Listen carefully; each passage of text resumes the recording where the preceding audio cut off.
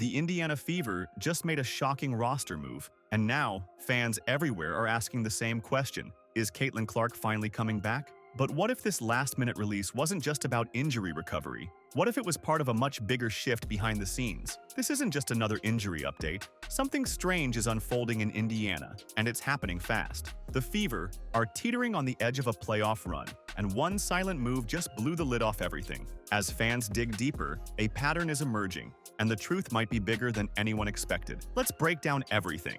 From hidden roster clues, quiet social media moves, and leaked insider whispers, to the pressure building around Clark's return. Because what's happening now might just shape the entire WNBA postseason. Caitlin Clark's rookie season was supposed to be historic, but not like this. After storming into the league as the number one overall pick and smashing preseason expectations, Clark was immediately placed under one of the biggest spotlights in WNBA history. Sold-out arenas, viral media clips, endorsement deals, and televised debates followed her every move. And then, seemingly out of nowhere, she vanished. Official reports cited a nagging quad injury that was worsened by multiple back-to-back games, but many close to the situation said it was more complicated than that. Clark reportedly began experiencing groin tightness alongside her quad issues, leading Fever staff to quietly pull her from practice rotations and restrict travel to games. But here's the twist. Caitlin wasn't placed on the official injury list. No statement from the team, no social media update, just silence. That's what made it even more suspicious to fans. Because while star players sometimes miss games, it's rare to disappear from the court and the camera. Behind the scenes, the Indiana Fever were dealing with multiple guard injuries, including Sydney Colson and Ari McDonald. To fill the void, they started signing short-term replacements. One of them, Kira Lambert, was brought in on a hardship deal. But what happened next sent fans spiraling. Lambert was released almost immediately. She'd barely clocked 1 minute of game time across 2 appearances before the team dropped her without warning. The official statement? Non-existent, which led fans and insiders to a single conclusion: Caitlin Clark is coming back. But is that really what's happening? Or was this release just a distraction from something much deeper? Because what came next only made things more confusing. With their star players sidelined, you'd expect the Indiana Fever to collapse. But what happened instead was kind of shocking. On August 17th, the Fever faced the Connecticut Sun, one of the league's top teams, without Caitlin Clark or Sophie Cunningham. Down by 15 points heading into the fourth quarter, their hopes looked cooked. And yet, they didn't quit. Aaliyah Boston took over. Kelsey Mitchell caught fire. The Fever clawed back, tied the game, and forced overtime. Final score, 99-93. Fever win. It was their biggest comeback victory in franchise history. Suddenly, fans and analysts had to stop and reassess. Was this team playoff-worthy even without Clark? They'd been bouncing between 6th and 8th seed, but that win nudged them back to 6th place in the standings. And if they could hang on to that spot until Caitlin returned, let's just say the WNBA postseason could be flipped on its head. But here's the catch. The next few games were brutal. Doubleheaders against Minnesota, matchups with the Storm and Mercury, and back-to-backs with the Sparks. Every one of those teams was fighting for their own spot in the playoffs, which led to the question, was Indiana planning to rush Caitlin Clark back? Ready or not? The Fever's guard situation had become desperate, and desperation leads to strange decisions. On paper, Kira Lambert was an emergency signing. She had a decent college resume and WNBA potential, but she played just 1 total minute in 2 games, and then gone. No injury, no foul play, just quietly removed. Insiders believe her removal was not just a coincidence, it was a trigger. It left a glaring opening on the roster. So naturally, speculation exploded. Some fans were convinced it meant Clark was returning.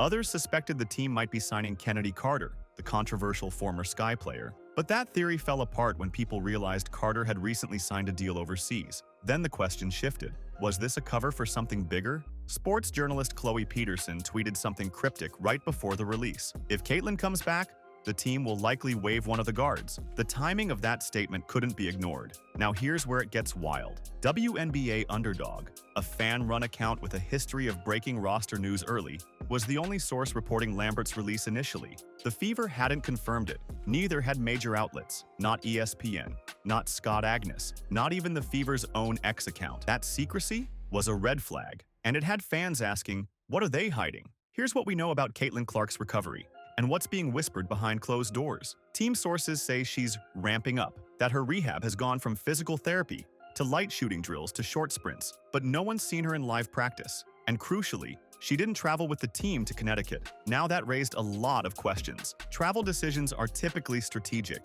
If a player's return is close, they usually join the team to reintegrate. But Caitlin stayed behind. Why? The official story is that she was getting better rehab access in Indiana, but skeptics have a different theory, that the Fever were hiding just how close or how far she really was from returning. Because here's the thing, if she were days away from playing, wouldn't the team want her back around teammates? Wouldn't they tease her return for ratings, ticket sales, and media buzz? Unless they're deliberately keeping it quiet. Maybe to avoid putting pressure on her, maybe to create a surprise, or maybe because she's not actually coming back yet. So where's the truth? The answer might lie in what she hasn't said, because Caitlin Clark, normally active on social media, has gone radio silent. No posts, no IG stories, no sideline appearances, just nothing. And for someone that usually draws a camera the moment she walks into the arena, that silence is deafening. Caitlin Clark isn't just a player, she's a phenomenon. Her arrival in the league boosted WNBA ticket sales, merchandise, and viewership overnight. The Caitlin Clark effect is real and powerful, but with that spotlight comes pressure and controversy. Recently, Michelle Obama weighed in on the growing debate surrounding Clark and her fellow rookie, Angel Reese. In an interview, she called out the hate both women face, saying the WNBA spotlight has brought not just fame, but unfair scrutiny. Clark, a white player, has often been accused of receiving disproportionate media praise, while Reese, a black player with similar stats, has faced far more criticism.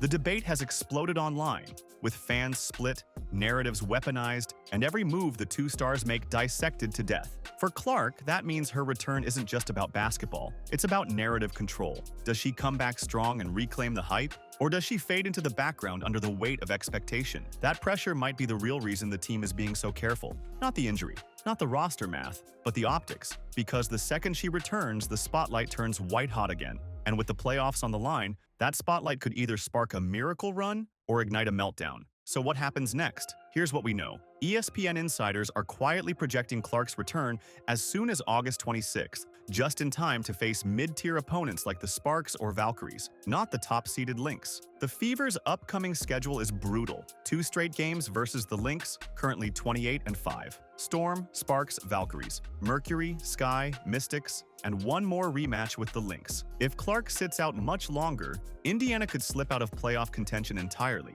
But if she returns too early and isn't at 100%, they risk re-injury and disaster. Which is why this moment feels like a crossroads. They've cleared roster space, the standings are shifting, the media buzz is building, and fans are literally planning travel around her return. So the big question isn't if she'll be back, it's, will she come back in time to save their season? Or will the Fever be remembered as the team that had everything and lost it before it even started? One thing's for sure, this isn't just a basketball story anymore. It's a story about fame, pressure, loyalty, and timing. Caitlin Clark might not just decide the Fever's season. She could change the entire course of the WNBA. So as the speculation heats up and the games tick down, one question echoes across every arena. Is Caitlin Clark coming back to save Indiana, or is this the beginning of the end? Let us know in the comments. What do you think the Fever's next move should be? And as always, keep those notifications on, because this story's just getting started.